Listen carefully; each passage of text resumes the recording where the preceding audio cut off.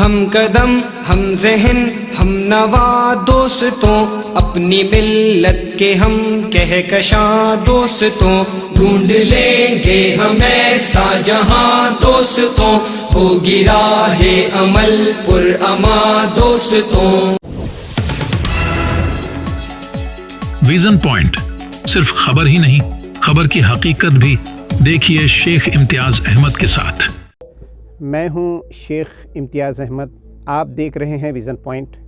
آج ہم آپ کے سامنے انڈونیشیا سے آنے والی ایک بہت خوشگوار اور دلچسپ خبر لے کر آئے ہیں، جس خبر نے عالمی میڈیا کو متوجہ کیا، جس خبر نے یورپ، امریکہ اور اقوام متحدہ کو متوجہ کیا۔ وہ خبر ہے انڈونیشیا میں گرین اسلام مومنٹ۔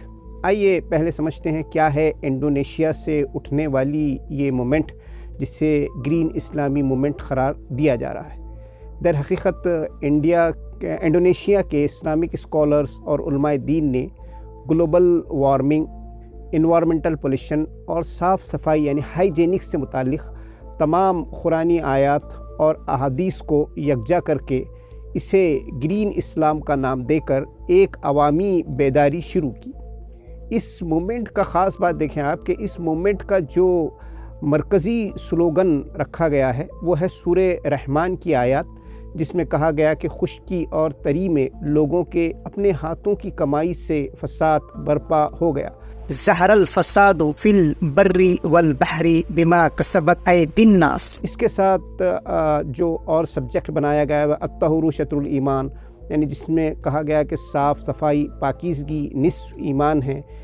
اس طرح شجر کاری، درخت لگانے پر صحیح مسلم کی حدیث کہ اللہ کے رسول صلی اللہ علیہ وسلم نے فرمایا کہ اگر تمہیں یقین ہو کہ کل قیامت آنے والی ہے اور تمہیں آج اس کا موقع ملے کہ کوئی درخت لگا سکتے ہو تو بس درخت لگا دو۔ اس طرح آپ دیکھیں کہ واٹر پولیوشن جو نہ صرف انڈونیشیا بلکہ یورپ، امریکہ کا قومی مسئلہ بن چکا ہے، اور تمام دنیا کے جو ماہرین ہیں ان کے مطابق اس کا جو روٹ کاز ہیں وہ ہے پانی کا گندا ہو جانا، جس میں انڈسٹریل مٹیریل چھوڑ دینا یا کیمیکل یا دیگر گندگی تالابوں اور دریاؤں میں چھوڑنے سے انسانیت کو اور تمام مخلوقات کو واٹر پولیوشن کا یہ مسئلہ پیش آ رہا ہے۔ اس پر اس حدیث کو گرین اسلام میں سلوگن بنایا گیا کہ آپ صلی اللہ علیہ وسلم نے فرمایا لعنت ہو اس شخص پر جو بہتے پانی میں پیشاب یا گندگی کرے۔ اس طرح جو الیکٹرانکس اشیاء کا بے جا استعمال ہے اور خوب استعمال کرنا ہے، ایک سے زائد اشیاء کا استعمال ہے، فضول استعمال ہے، جس نے ایک کچرا جس کو کہتے ہیں، اس نے یورپ، امریکہ، انڈونیشیا میں ایک مسئلہ بن کر ابھرا، ایک بہت بڑا۔ اسے بچانے کے لیے اس سے متعلق گرین اسلام کے عنوان سے بنی اسرائیل کی یہ آیت پیش کی گئی کہ دیکھو فضول خرچی نہ کرو، فضول خرچ لوگ شیطان کے بھائی ہوتے ہیں۔ ان المبذرین کانوا اخوان الشیاطین۔ بہرحال انڈونیشیا کی گرین اسلام مومنٹ نہ صرف انڈونیشیا کے غیر مسلمین کے درمیان کامیابی حاصل کر رہی ہے بلکہ یورپ اور امریکہ نے اسے انوائرمنٹل پولیوشن کے خلاف ایک کامیاب مذہبی مہم قرار دیا۔ ورلڈ بینک نے اس کی سراہنا کی۔ یورپ اور امریکہ کے میڈیا نے تو اسے انوائرمنٹلزم آف اسلام قرار دے کر اسے اسلام کی انقلابی عوامی تعلیمات قرار دیا۔ ہاں، مگر کرسچن مشنری اسے لے کر کافی پریشان ہو گئی ہے اور کافی اس کے خلاف یا کچھ حملے کرنے کی کوشش کر رہی ہے، اور اسے ایک پرٹیکولر انڈونیشیا کا مسئلہ قرار دینے کی کوشش کر رہی ہے۔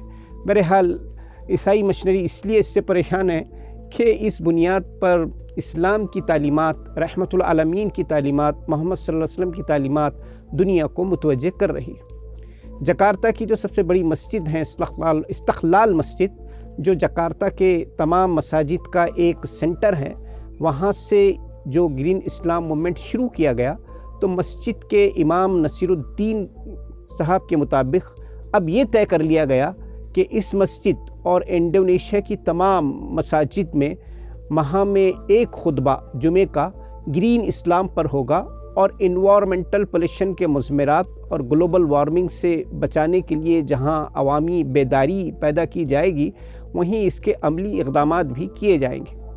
اچھا، اس کے ساتھ ایک اور دلچسپ دوسری اہم خبر ہے، وہ بھی بہت خوشگوار خبر ہیں، دلوں کو اطمینان بخشنے والی خبر ہے، وہ ہے روس سے، جہاں گزشتہ سال آپ جانتے ہیں کہ سپتمبر میں اسلامک فائننس سسٹم کا ایک تجربہ کیا گیا تھا اور تجرباتی بیس پر ایک اسلامک بینک قائم کی گئی تھی۔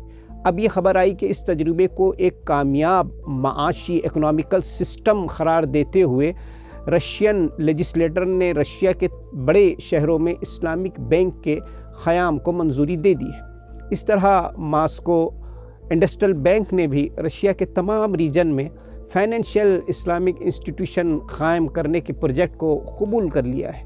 تو یہ تھی چند ایسی اطمینان بخش خبریں جو اسلام سے متعلق تھی۔ ایسے ہی کچھ اہم اطمینان بخش خبریں اور اس کا تجزیہ ہم آپ کے لیے لاتے رہیں گے۔ اجازت دیجیے، دیکھتے رہیے ویژن پوائنٹ۔ ویڈیو کو لائک، شیئر اور چینل کو سبسکرائب کریں۔